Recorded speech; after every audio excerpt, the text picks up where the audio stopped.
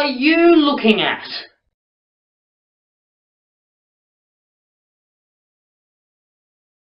Good evening, I am not dead. My name is Jacob Bruce Morgan, and I'm not being paid for this, so shut up and listen, or else I will tip guava puree on your head. And welcome to the Bruce Morgan Report. Now let me get one thing quite clear. I am not making another series of the Bruce Morgan Report. This is just a one-off edition for you to enjoy, so you better bloody enjoy it, whether you like it or not. Now you may be also wondering why I kept this a secret from you. Well, I kept it a secret from you because I didn't want you to know about it. And you may also be asking why I don't have my tablet with me. Good question. Now let's get straight into things. And the reason why I'm rushing tonight, by the way, is because I'm due back at hell in 15 minutes, so we'll have to get a move on with things. So anyway, the first thing that I want to present to you tonight is A Current Affair segment. Now, this A Current Affair segment is, of course, about a group of neighbours that are, believe it or not, at war with each other. Now, these neighbours are idiots, and so I'd like to share with you some of the idiocy that goes on in the streets of Australia, and just what people do to upset one another. The results may shock you. Watch further to find out more. First, the neighbours who'd put TV's Real Housewives to shame with their antics. Real Housewives has already put itself to shame with its own antics. I'd get a more intelligent display watching a chicken laying an egg with the chicken shortly dying afterwards. As you're about to see, it's all been filmed by a frustrated local who's had enough. Welcome to Australia. Well, I thought it was very National Geographic. Suck it, No, I will not suck it.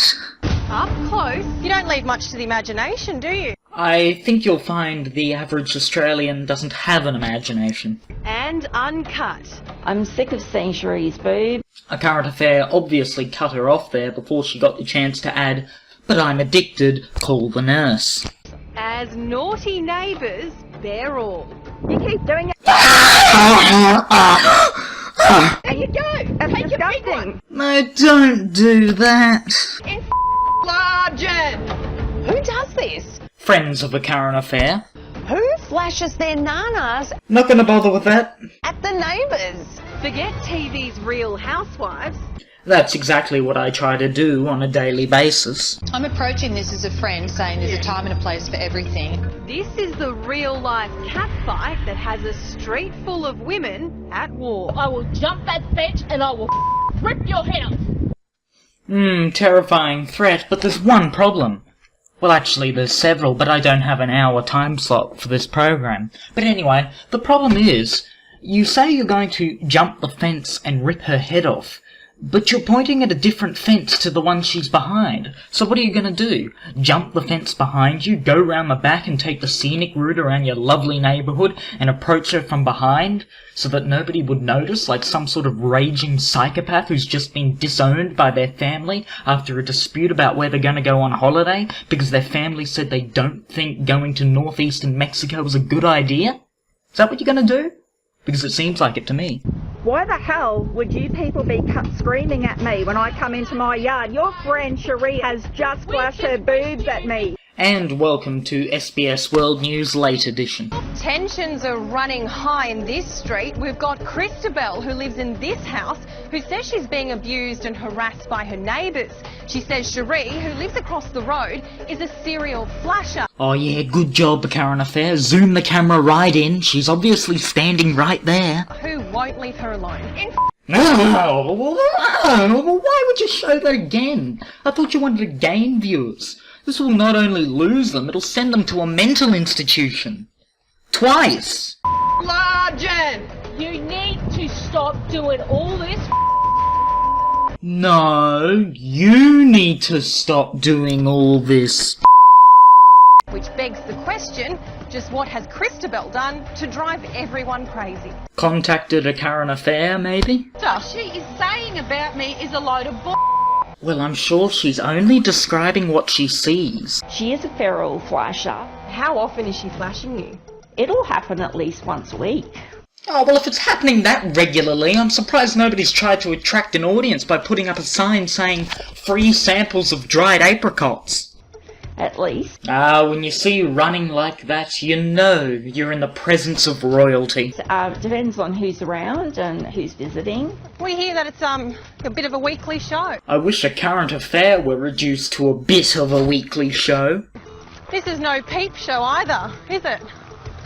You put them on public display. You want to see them, don't you? I mean, the most I see of my neighbours is their undies on the line occasionally. So the question now that is on the tip of Australia's tongue is, why are you so determined on making the contents of your neighbour's washing line known to yourself and now the rest of Australia?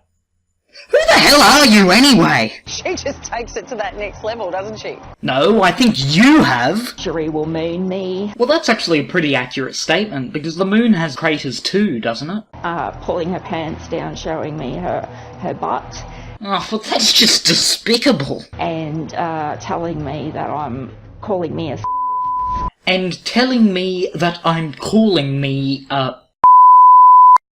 Well, considering that you don't know how to structure a sentence, you probably are calling you something that she's not calling you, because you are calling you that, so there's no reason for anyone else to call you what you're calling you, because it is you that is calling you you. And it is you that is calling whatever you call yourself. I mean, seriously, who are you to call a you? and pointing at me. Criminal! And this has just gone on for years. Well then, what are you doing flashing your boobs at me? What? I ain't flashing She is. boobs. She was flashing her Get the boobs. camera. This is Cherie. It's my house. I can flash anyone. It's my house, I can flash anyone. You say that as though you're flashing your house at her. Like, you lift your top up, and there's a rental property ready to leap out. No wonder you won the 2014 LJ Hooker Best Donor Award. And they sent you 3. And whenever she gets her gear off, Christabel hits the record button. I'm actually pretty sure that's illegal. Cherie, stop flashing your boobs at me. Stop taking No, not near the children. notice of me. Seems awfully red. Get the camera away. Is that just your go-to place to point? Get the camera away. Cherie's not shy, You say as she puts her hand towards the current affair camera. and Christabel has had enough. I've seen her butt that many times. I don't need to see it again. Well then why do you keep re-watching it? We heard you're the neighbourhood flasher. You heard her flashing? Yeah, I really don't want to know. Keep the camera off me, please. You don't leave much to the imagination, do you? Your neighbour's copped a bit of an eyeful, hasn't she? But this cheeky neighbour wants to avoid our cameras. Are you a serial flasher, Cherie? You're shy of the cameras now, Cherie, but you weren't shy earlier. Please. This footage is shocking. No one should have to put up with this. I'm sorry, but neighbours should be seen and not heard. Yeah, well that's the problem, you idiot. We are seeing them, not hearing them. You should be sorry. Radio host Bianca Dye. Oh, it only takes you about 3 minutes to introduce her. To me, it seems like these guys have a lot of time on their hands, a lot of spare time to get up to absolute rubbish. Yes! You're right! That has been my exact complaint about a current affair for several years now. But it seems Christabel may not be totally innocent. You need to push it back in that direction. I'll just push it right up your head. Up your head. This is my space, and I want you to keep out of it. And if you don't, I'm not inviting you to my birthday party. In this video, another resident is trying to throw a car tyre into Christabel's yard. Stop it! It's fine! What have these neighbours got against you? You've got two They're not against ill. one. I don't know that answer. You know, I'm not them. I don't know what it is that drives them. Boredom relief.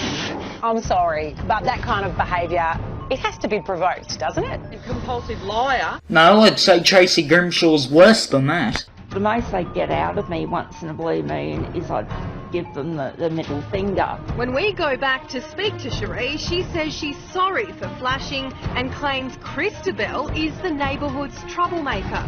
And I don't use my front yard. She takes our photos, she videotapes us even if we're sitting in the yard. Well, she's just told us that you're the neighbourhood flasher and that you're constantly showing your breasts to her. And her once. Okay, she's saying it's a lot more than that. I flashed her once. So it turns into something like an obsession, and that detracts from being able to have a happy life. These were obviously the scientific conclusions drawn from the study that investigated those who are obsessed with a current affair. Family counsellor Susan DeCampo says neighbourhood disputes like this can be extremely damaging. This sort of behaviour can only go to a certain point without it leading to really devastating consequences. So I would suggest that people take a step back, get some help if they need to, and just settle down. Put their clothes on! You keep doing it and you go. That's Take disgusting. a big one. In Jan. We've had nothing but trouble from her since the day housing moved her in there, and that's all I've got to say. I imagine that's all you can say. You know what they say, there's their side of the story, there's their side of the story, and then there's what really happened. Alright, thank you. Don't understand what that means or how it has any relevance, but yeah, good job. You need to stop what you're doing. Well, you lot need to stop what you're doing. Because that was not justified. I did not do anything to these people. What we see here is an outrageous escalation of a dispute that probably didn't need to get to this level. It's just tit for tat in this neighbourhood, isn't it? Suck it. I am going to have nightmares. Oh, that looks like a fun neighbourhood, doesn't it? Oh yeah, because we definitely need your sarcasm, Tracy. Cherie was fined for public nuisance and offensive behaviour and ordered to pay $341. White people. Now, actually, speaking of white people, I'd like to move on to a story that has come out of London. Now, bank robberies. Sure, we love them, but most of us are normal enough to listen to that voice in our head that says, don't commit bank robberies. Not in London, apparently. Now, I'd like to show you a couple of images, but before I do, let me give you some context.